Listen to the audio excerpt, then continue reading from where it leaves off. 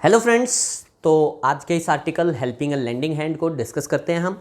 आज का जो आर्टिकल है, आरबीआई ने अभी सेकंड स्टिमुलस दिया है मार्केट में। आरबीआई ने अपनी कुछ गाइडलाइंस दी हैं सब बैंक्स को और एक पैकेज डिसाइड किया है और भी बहुत सारी कंडीशंस डिसाइड की हैं, उस सब के बारे में लिखा है आज के आर्टिकल में। बहुत अच्छी बात यह है क्योंकि ये फाइनेंस से रिलेटेड आर्टिकल है, फाइनेंशियल सिस्टम से रिलेटेड है, तो बहुत सारी फाइनेंशियल टर्म्स यूज हुई हैं जो हमने वोकैब के वीडियो में भी डिस्कस कर ली। इसके अलावा आपको एक बात और बताता हूं कि फाइनेंशियल टर्म्स के अलावा इसमें जो सीखने लायक बात है वो ये सब है। एक्चुअल में होता क्या है, जितने भी आज की डेट में कॉम्पिटिटिव एग्जाम्स हैं, कॉम्पिटिटिव एग्जाम्स में जो पैसेजेस आते हैं, बहुत बार पैसेजेस फाइनेंस से रिलेटेड आ जाते हैं और उनमें कुछ इकोनॉमी की टर्म्स यूज हो जाती हैं जिनका हमें मीनिंग ना पता होने के कारण हमें पूरा पैसेज समझ में नहीं आता। इस कारण से हमें इस तरह के आर्टिकल्स को पढ़ना चाहिए जिससे हमारी वो अंडरस्टैंडिंग क्लियर हो। उसी चीज़ पे आज मैं इस आर्टिकल को लेकर आया हूँ। स्टार्ट करते हैं आज के इस आर्टिकल को। हेल्पिंग अ लेंडिंग हैंड पढ़ रहे हैं। क्या लिख रहा है? The RBI has infused oxygen. लिखा हुआ है जी, the RBI has infused oxygen. Infuse oxygen मतलब किसी में जान फूंक देना। जान फूंक दी किसमें? Into the financial system. Financial system में जान फूंक दी with a second set of measures. With a second set of measures. Measures माने स्टेप। सेकंड टाइम इन्होंने स्टेप्स उठाए हैं। Announced on Friday by governor Shaktikanta Das to combat the lockdown impact on the economy. Economy पे जो भी इस lockdown का impact होने वाला है उसको कॉम्बैट करने के लिए, कॉम्बैट माने फेस करने के लिए, उससे डील विद करने के लिए, उसका सामना करने के लिए फ्राइडे को गवर्नर जी ने ये सब स्टेप्स उठाए हैं। मोस्ट, यहां पे जो मोस्ट लिखा है ना, अब देखो सबको पता होगा मैनी मोर मोस्ट होता है, ऐसे मच मोर मोस्ट होता है। मैनी मोर मोस्ट या मच मोर मोस्ट जो होता है ये एडजेक्टिव्स होते हैं, लेकिन जितने भी क्वांटिफायर्स हैं लाइक मैनी मोर मोस्ट हो गया, मच मोर मोस्ट हो गया, या फिर एनी हो गया, सम हो गया, ऑल हो गया, जितने भी क्वांटिफायर्स हैं ये एडजेक्टिव भी होते हैं। इसके अलावा ये प्रोनाउन भी होते हैं। अगर ये किसी नाउन के साथ आते हैं तो ये एडजेक्टिव का काम करते हैं, लेकिन अगर ये विदाउट किसी नाउन यूज होते हैं तो ये किसी प्रोनाउन का काम कर रहे होते हैं। यहाँ पे ये जो मोस्ट है ये डिनोट कर रहा है इस मेजर्स को। तो कहना चाह रहा है मोस्ट आर एम्ड एट। सबको ये भी शायद पता ही होगा, एम्ड के साथ हम यूजुअली क्या यूज करते हैं? एट यूज करते हैं। तो मोस्ट आर, मोस्ट माने maximum, maximum are aimed at maintaining liquidity. कह रहे मैक्सिमम जो स्टेप्स लिए गए हैं उनका मेन टारगेट है मार्केट में लिक्विडिटी बनाए रखना। लिक्विडिटी बनाए रखने का क्या मतलब होता है? मार्केट में सबको पता है लॉकडाउन चल रहा है, लॉकडाउन चल रहा है तो पैसे का लेन देन बंद पड़ा है। पैसे का लेन देन बंद पड़ा है तो क्या है? मार्केट में पैसा नहीं आ रहा, और जब तक मार्केट में पैसा इधर से उधर, उधर से इधर नहीं घूमता तब तक मार्केट हमेशा डाउन जाने की जरूरत होती है। तो इन सब चीजों को देखते हुए मार्केट में पैसा लाने के लिए मेनली स्टेप्स उठाए गए हैं। Liquidity the economies life blood. और ये जो लिक्विडिटी होती है ये किसी भी बिजनेस की, किसी भी इकोनॉमी की लाइफ ब्लड होती है। लाइफ ही यही होती है ना। अगर पैसा नहीं होगा तो कोई भी बिजनेस, कोई भी इकोनॉमी चल नहीं सकती।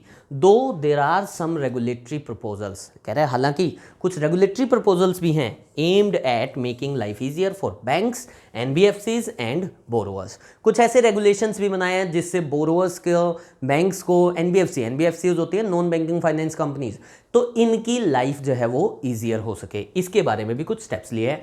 आगे बढ़ रहे हैं। कह रहे it is now clear the bank prefers to calibrate its move.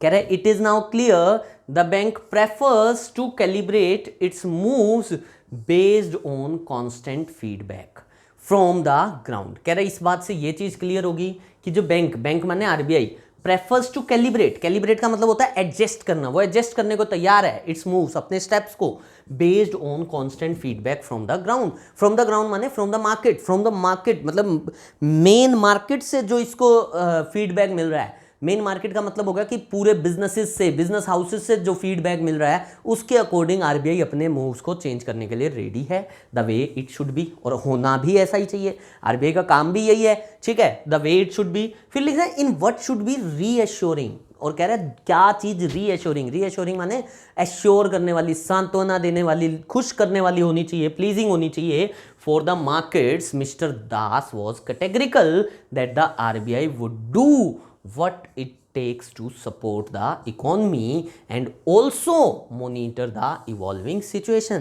कह रहा है क्या चीज मार्केट के लिए सबसे अच्छी है, वो ये कि आरबीआई के चीफ ने डायरेक्ट ये बात बोल दी, ही वॉज कैटेगरिकल, कि भैया RBI would do whatever is required. RBI हर वो चीज करने को तैयार है मार्केट के सिचुएशन के अकॉर्डिंग, जो भी चीज रिक्वायर्ड है। मार्केट की सिचुएशन के अकॉर्डिंग अगर किसी भी तरीके से स्टेप्स को चेंज करने की जरूरत पड़ेगी तो RBI what it takes to support the economy, and also साथ ही उन्होंने ये कहा कि we would monitor the evolving situation, और जो सिचुएशन इवॉल्व हो रही है, जो सामने आ रही है, उसको हम मॉनिटर करते रहेंगे और उसके अकॉर्डिंग अपनी पॉलिसीज स्टेप्स जो है वो चेंज करते रहेंगे। कह रहे indeed the RBI has been very generous in its liquidity maintenance.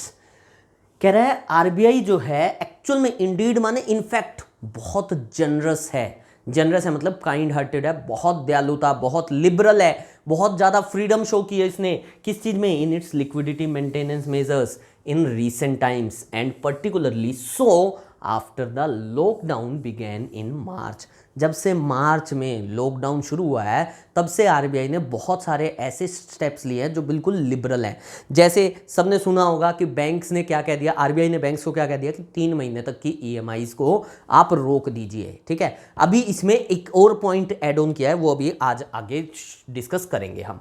फिर क्या कह रहे हैं, तो कह रहे हैं, और ऐसा उसने जब से लॉकडाउन शुरू हुआ है उसके बाद से तो आरबीआई और ज़्यादा लिबरल हो गया है। There will surely be consequences for the economy, but that is a worry for another day. Author कह रहा है ये सबको पता है और आरबीआई को भी पता है कि भैया जो लॉकडाउन है, अब भाई 40 दिन तक सारे बिजनेसेस बंद रहेंगे, लॉकडाउन रहेंगे, तो इकोनॉमी में तो बहुत फ़र्क पड़ना है, बहुत फ़र्क पड़ना है, ठीक है। लेकिन कह रहे that is a worry for another day.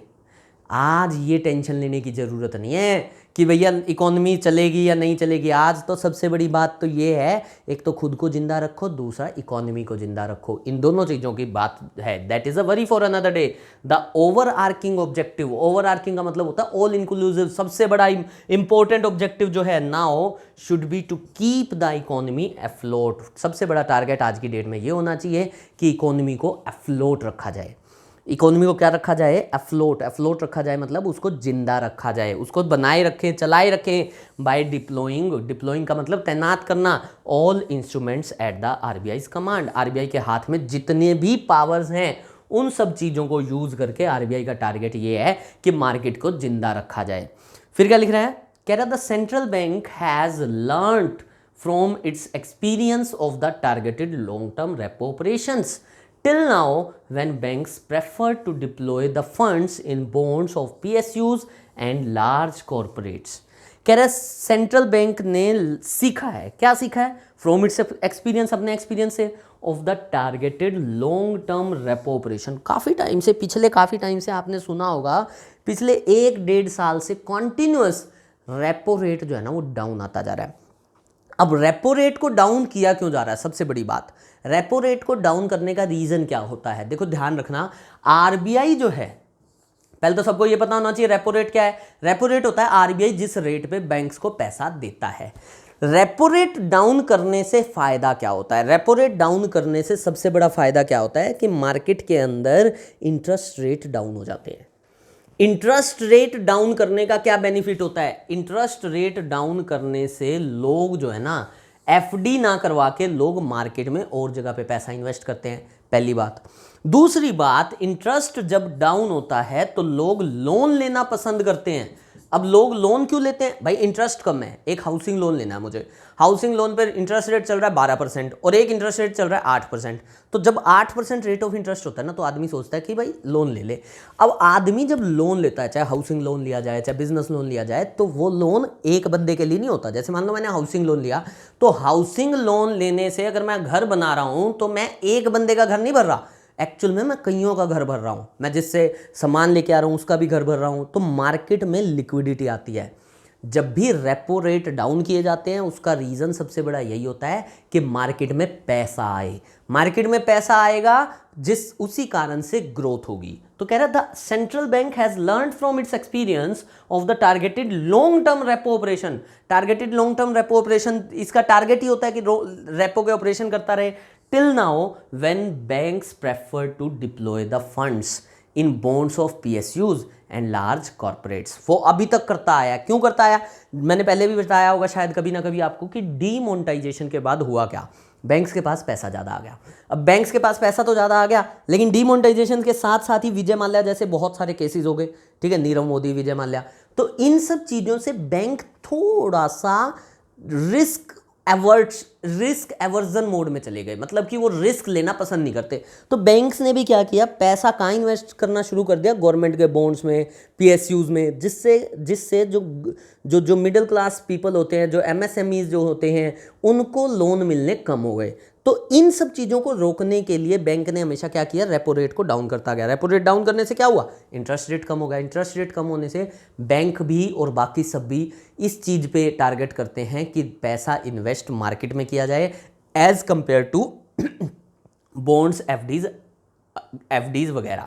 ठीक है, तो till now banks prefer to deploy the funds in bonds of PSUs and large corporates. The RBI has called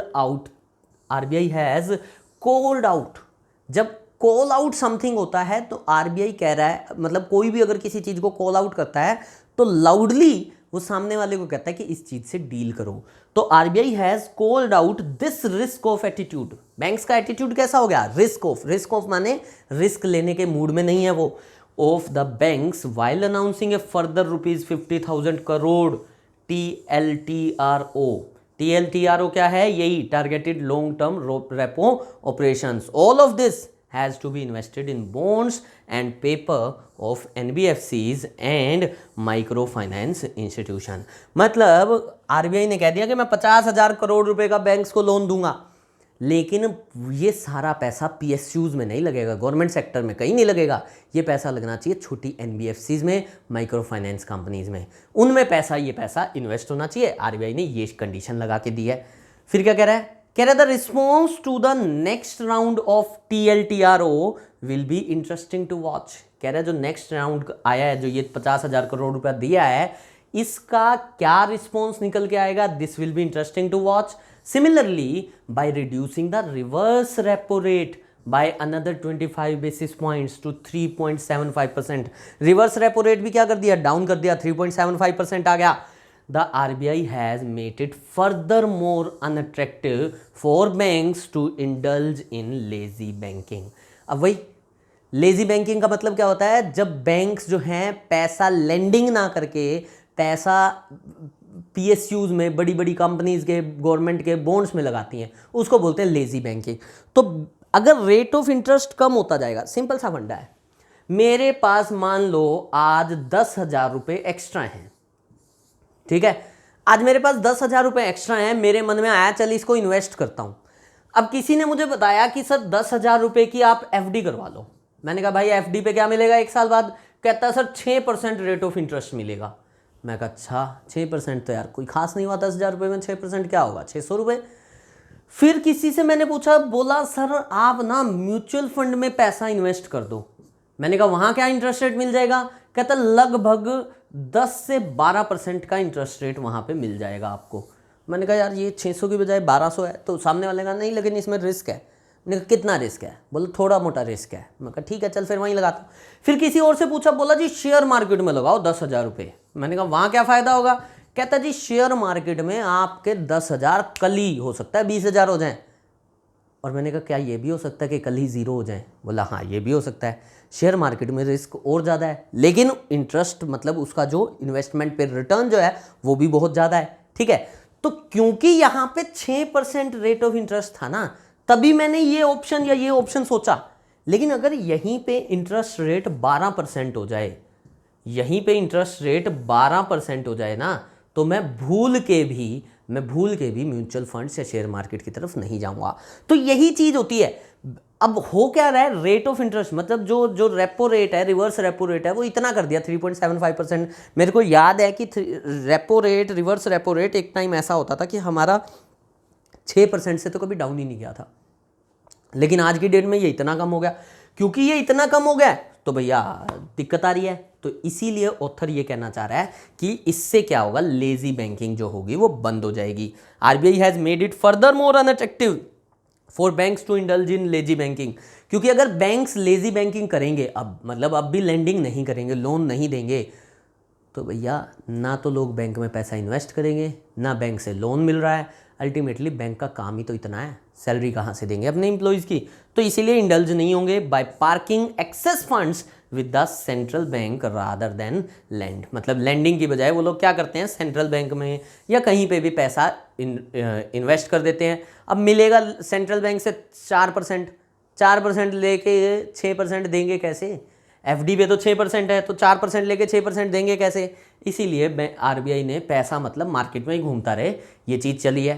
फिर कह रहा है as much as ₹6.9 lakh crore was parked with the RBI. कह रहा है आरबीआई के पास 6.9 लाख करोड़ पड़ा है with the RBI as on April 15 April को 6.9 लाख करोड़ पड़ा था बैंकों का। This is the time when banks will have to be liberal in extending help for working capital loans and overdrafts to their borrowers। अब इससे होगा क्या, बैंक्स को और ज़्यादा लिबरल होना पड़ेगा। मतलब लोन देते हुए बैंक्स को ज़्यादा टेंशन, अब मतलब बैंक को मतलब मजबूरी हो जाएगी बैंक की कि 4% लेके एफडी का 6% कैसे देंगे। तो इसीलिए बैंक्स की मजबूरी हो जाएगी कि पैसा लोगों को बांटा जाए। Extending help for working capital loans and overdrafts to their borrowers including MSMEs. और उसमें कौन आ जाएंगी, एमएसएमईज आ जाएंगी। The government could help here by extending a scheme of credit assurance cover. Government यहाँ पे हेल्प कर सकती है कि गवर्नमेंट कह दे कि कोई बात नहीं, अगर तुम एमएसएमईज को पैसा दे रहे हो और वो एनपीए में कन्वर्ट होता है तो गवर्नमेंट कह दे कि इतना हिस्सा हमारी तरफ से श्योर है, तो क्रेडिट एश्योरेंस कवर दे दे एक तरह से। That will encourage banks to be more liberal in their risk outlook. इससे क्या होगा, वो अपने रिस्क आउटलुक में और ज़्यादा क्या हो जाएंगे, लिबरल हो जाएंगे। फिर क्या लिख रहा है, कह रहे by clarifying that there will be an asset classification standstill during the moratorium period for accounts that were not already NPAs as of March 1. The RBI has brought relief to borrowers who were worried that opting for the moratorium may turn them into NPAs. मैंने अभी आपको बताया था कि जब से lockdown हुआ है तब से आरबीआई ने मेजर्स लिए थे। आरबीआई ने सबसे पहला मेजर ये लिया था कि जिनकी भी ईएमआईज हैं वो ईएमआईज नहीं कटेंगे। अब लोगों को डाउट ये हो गया कि भाई मेरी ईएमआई कटेगी नहीं, 3 महीने तक मान लो मैंने ईएमआई नहीं दी, मोरेटोरियम पीरियड दे दिया। मोरेटोरियम का मतलब होता है सस्पेंड कर दिया, उतने टाइम तक वो काम नहीं होगा। 3 महीने तक अगर मेरी ईएमआई नहीं कटी तो मेरा लोन तो एनपीए हो जाएगा, क्योंकि 3 महीने अगर किसी की 90 दिन तक अगर किसी लोन में पेमेंट ना आए तो वो एनपीए हो जाता है। तो आरबीआई ने अब की बार ये भी अनाउंस कर दिया कि भैया इस मोरेटोरियम पीरियड में हम स्टैंड स्टिल लगा रहे हैं। स्टैंड स्टिल लगा रहे हैं मतलब कि अगर 1 मार्च को किसी का भी खाता एनपीए नहीं था तो उस बंदे का अगले 3 महीने में कोई भी पेमेंट आने से वो खाता एनपीए नहीं होगा। वो एक तरह से वापस से मतलब लॉक कर दिया, 3 महीने में उस पर कोई एक्टिविटी करनी ही नहीं। तो कह रहे by clarifying that there will be an asset classification standstill during the moratorium period for accounts that were not already NPAs as of March 1, 1 March तक the RBI has brought relief. तो RBI ने उन लोगों को relief दिया है who were worried that opting for the moratorium may turn them into NPAs. State finances have got some breathing space. कह रहा है स्टेट फाइनेंसेस को भी कुछ ब्रीदिंग स्पेस मिला है। ब्रीदिंग स्पेस मिला है मतलब उनको भी थोड़ी सी हेल्प मिली है। कैसे हेल्प मिली है? Through the increase of WMO। अब WMA क्या होता है? WMA होता है वेज एंड मीन्स एडवांसेस। अब वेज एंड मीन्स एडवांसेस क्या होते हैं? आप सबको पता है कि कोविड-19 के कारण गवर्नमेंट्स को पैसा ज़्यादा खर्च करना पड़ रहा है। अब ज़्यादा कैसा खर्च करना पड़ रहा है जबकि इनकम कुछ भी नहीं आ रही, रेवेन्यू आ ही नहीं रहा, जीएसटी, अब बिजनेस बंद है तो जीएसटी कहाँ से आएगा, इनकम नहीं आ रही तो इनकम टैक्स कहाँ से आएगा। तो ये सब चीज़ें होने के कारण ये कहना क्या चाह रहा है, कह रहा है कि जो स्टेट गवर्नमेंट्स को ना इन्होंने कह दिया, आपकी आरबीआई ने कह दिया कि आप WMA बढ़ा सकते हो, ways and means advances limit to 60% over the level as on March 31। मतलब जितनी उनकी WMA पहले थी, मान लो पहले 10 लाख रुपए तक का लोन ले सकती थी ना कोई स्टेट गवर्नमेंट, तो उसको 60% और बढ़ा दिया। मतलब कि अब स्टेट गवर्नमेंट 16 लाख तक का लोन आरबीआई से ले सकती है। तो स्टेट गवर्नमेंट्स को भी बेनिफिट दे दिया। फिर आगे क्या लिख रहा है, कह रहे the special refinance facility of ₹50,000 crore extended to NABARD, SIDBI and NHB will help these institutions to prop up their respective constituents। देखो बहुत सारे मेजर्स लिए हैं, उन मेजर्स में क्या है, जो हमारा नाबार्ड है, सिडबी है, NHB है, इनको भी 50,000 करोड़ रुपए दे दिए कि जाओ तुम भी बांटो। The special refinance facility of ₹50,000 crore extended to, किस किस को दिया है? एक्सटेंडेड टू मतलब दे दी गई है, granted to NABARD, SIDBI and NHB will help these institutions to prop up माने सपोर्ट करना, prop up माने सपोर्ट करना their respective constituents। तो ये अपने NBFCs को सपोर्ट कर पाएंगे। The central bank has done what it can, central bank ने कर दिया है what it can, जो ये कर सकता है। It is now over to the governments for the fiscal support package। कह रहे सेंट्रल बैंक ने तो वो सब चीजें कर दी जो सेंट्रल बैंक कर सकता था, अब तो गवर्नमेंट के हाथ में है कि गवर्नमेंट अपना फिस्कल पैकेज लेके आए। तो क्या आरबीआई ने मूव्स लिए, सारी चीजें उसके बारे में लिखी गई थी। ऑथर का मानना यह है कि आरबीआई ने वो सब मूव्स ले लिए हैं जो वो ले सकता था। अब जो बचता है, जो बात बचती है, वो सिर्फ और सिर्फ किसके हाथ में बचती है, वो बचती है गवर्नमेंट के हाथ में। इस बात से हमारा आर्टिकल तो खत्म हो गया, लेकिन हमारे पास ऑलरेडी एक चीज़ थी, हमारे पास ऑलरेडी एक चीज़ थी, वो थी कि हमने एक चीज़ डिस्कस की थी। मैंने एक आप लोगों को ना वो दिया था कि हम लोग वो करके आएंगे। मैंने आप लोगों को एक टास्क दिया था कि हम लोग एक टास्क करके आएंगे, और वो टास्क था क्या? वो टास्क ये था कि मैंने आपसे पूछा था कि किसी सेंटेंस में क्वेश्चन लिखा था कुछ ऐसा कि होल्टिंग फंडिंग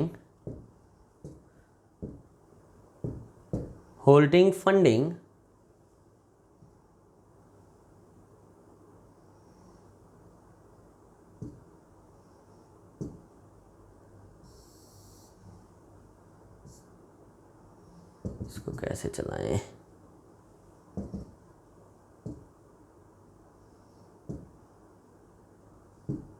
मैंने पूछा था कि ये जो होल्डिंग फंडिंग मैंने लिखा है, ये होल्डिंग फंडिंग क्या चीज है? होल्डिंग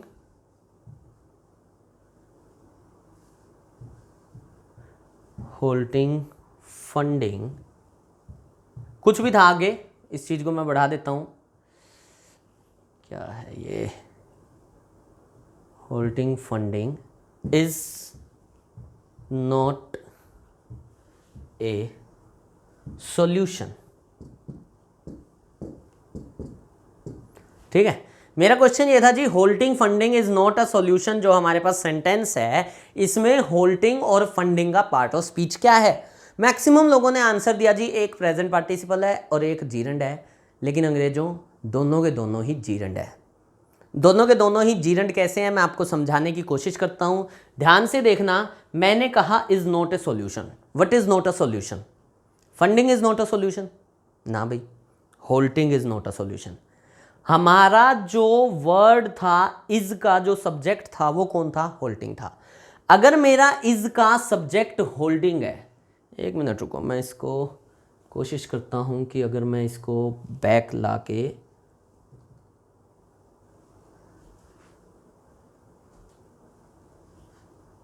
मैं अगर इससे बाहर जा पाऊं,